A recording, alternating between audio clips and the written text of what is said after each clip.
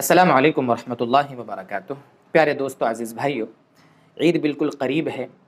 چند دنوں کے بعد عید آنے والی ہے۔ مسلمانوں کا سب سے بڑا تہوار ہے، میٹھی عید بھی کہا جاتا ہے، رمضان عید بھی اس کو کہا جاتا ہے۔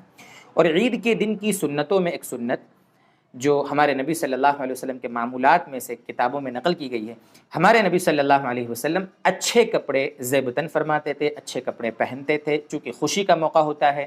اللہ تبارک و تعالیٰ کی نعمت کے شکرانے میں اچھے کپڑے پہننا یہ عید کے دن کی سنتوں میں سے ہے۔ بہت ساری سنتیں ہیں، ان میں سے یہ بھی ایک سنت ہے۔ لیکن جہاں کتابوں میں یہ مسئلہ علماء نے لکھا ہے، عربی زبان کی کتابیں ہوں فتاویٰ کی یا اردو کی کتابیں ہوں، عربی زبان میں اس میں الفاظ ملتے ہیں وَيَلْبَسُ أَحْسَنَ ثِيَابِهِ۔ اس کا ترجمہ اگر ہم اردو میں کرتے ہیں تو اس کا ترجمہ یہ ہوگا کہ عید کے دن اپنے کپڑوں میں جو سب سے اچھے کپڑے ہیں ان کو پہنیں۔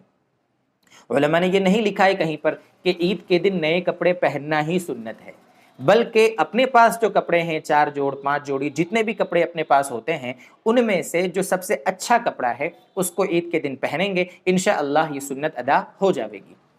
اب لوگ نئے کپڑے اہتمام سے سلواتے ہیں، نئے کپڑے کو ضروری سمجھ کے پہنتے ہیں، گھر میں ہر فرد کے نئے کپڑے پہناتے ہیں، ہر فرد کے لیے نئے کپڑوں کا اہتمام کرتے ہیں اور نئے کپڑے کو ہی سنت سمجھتے ہیں۔ یہ غلط فہمی ہے۔ اب آج کے حالات دیکھ لیں، خاص طور سے اس سال اب بہت سارے لوگ ایسے ہیں بیچارے، ان کے گھروں میں فاقے ہیں، گھروں میں غربت ہے، کھانے کے 2 وقت کے واندے ہیں بیچاروں کے یہاں۔ تو اب ایسے حالات میں ہم نئے کپڑے پہنے اور اپنے آس پاس اپنے محلوں میں جو غریب لوگ ہیں ان کے گھروں میں چولہا نہیں جل رہا ہے، تو بتاؤ ان کو کیسے اچھا لگے گا؟ اس لیے اگر کوئی نئے کپڑے پہنتا ہے گناہ نہیں ہے، کوئی مسئلہ نہیں ہے، نئے کپڑے پہنیں گے تو بھی سنت ادا ہوگی اور اپنے پاس اچھے کپڑے موجود ہیں ان کو پہنیں گے تو بھی سنت ادا ہوگی۔ جب دونوں طریقے سے سنت ادا ہو سکتی ہے تو خاص طور سے اس سال ہم کیا کریں کہ نئے کپڑے سلوانے کے بجائے اپنے پاس جو کپڑے موجود ہیں پہلے سے، ان میں سے کوئی اچھا کپڑا پہن لیں تو بہتر ہے۔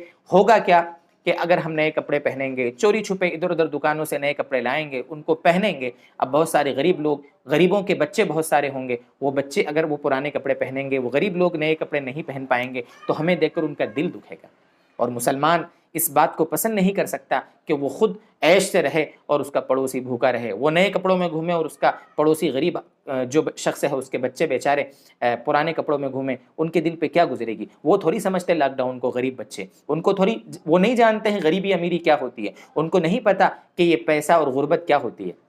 اس لیے خاص طور سے میں اپنے ویورز سے، اپنے ناظرین سے، اپنے دوستوں سے درخواست کروں گا کہ اس سال وہ جس طریقے سے گزشتہ سال ہم لوگوں نے سادگی کے ساتھ عید منائی ہے، اس سال بھی سادگی کے ساتھ عید منائیں۔ اللہ کی ذات سے امید ہے چند دنوں میں یہ وبائی بیماری ختم ہو جائے گی، انشاءاللہ خوشی منانے کا ہمیں موقع ملے گا۔ اللہ تعالیٰ واپس خوشی کے دن ہمارے ملک میں لائیں گے، دنیا میں لائیں گے، امن، چین، سکون، اطمینان اور خوشیاں لائیں گے، ہم تب خوشیاں منا لیں گے انشاءاللہ۔ اللہ کی ذات سے امید ہے کہ میری ان باتوں کو، میری ان گزارشات کو آپ دل کے کانوں سے سن کر انشاءاللہ عمل کرنے کی کوشش کریں گے۔ وآخر دعوانا ان الحمد للہ رب العالمین۔